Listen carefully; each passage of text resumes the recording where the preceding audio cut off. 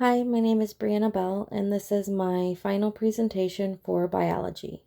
So the topic I chose was biotechnology in antibiotics.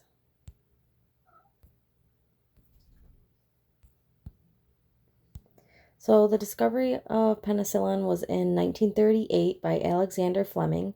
There are three ways to produce antibiotics. One is fermentation, then there is semi-synthetic and synthetic. So the first one's fermentation, which is where a microorganism is grown in large containers containing a liquid for growth medium. The oxygen, temperature, pH, and nutrients are all controlled. Population is controlled to ensure the maximum yield before the cell dies, and the antibiotic is extracted and crystallized for the finished product. The second form is semi-synthetic, which combines natural and synthetic lab work. So there's natural fermentation and then laboratory work that combine to make ampicillin, which is developed by adding an amino group to a penicillin. This combination gives the ampicillin a broader spectrum of uses because it works against antibiotic resistance. Antibiotic resistance is when people get immune to antibiotics, different ones, or they stop working and things like that. So the last one is synthetic, which is made completely in the lab, and it's the quinolone class of antibiotics. So its intended uses is for the treatment of bacterial infections such as strep throat, UTI, E. coli, TB, Salmonella, cellulitis, as well as many others. The benefits to society is that prior to the 20th century, infectious diseases accounted for high mortality rates. So life expectancy was on average 47 years.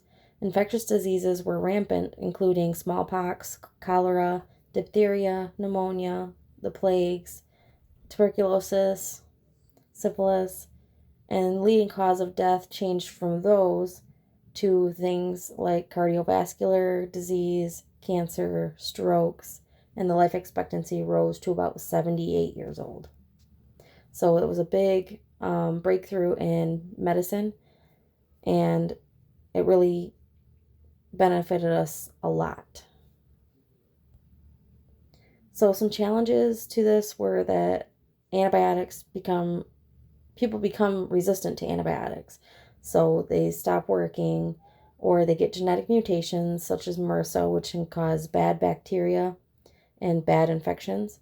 So the resistant organisms are difficult to treat. There's a misuse of antibiotics, like people take them for viral infections, which it does not work for, or doctors prescribe it when it's not needed. And it can be difficult to cultivate, so it's hard to create in the lab.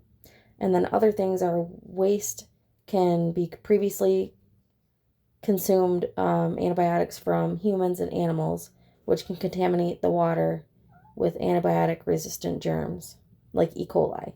So it can be harmful to the environment in that way.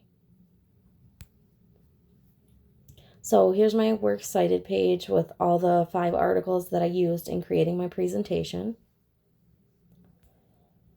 And thank you guys for watching. I hope you enjoyed, and I can't wait to see your presentations.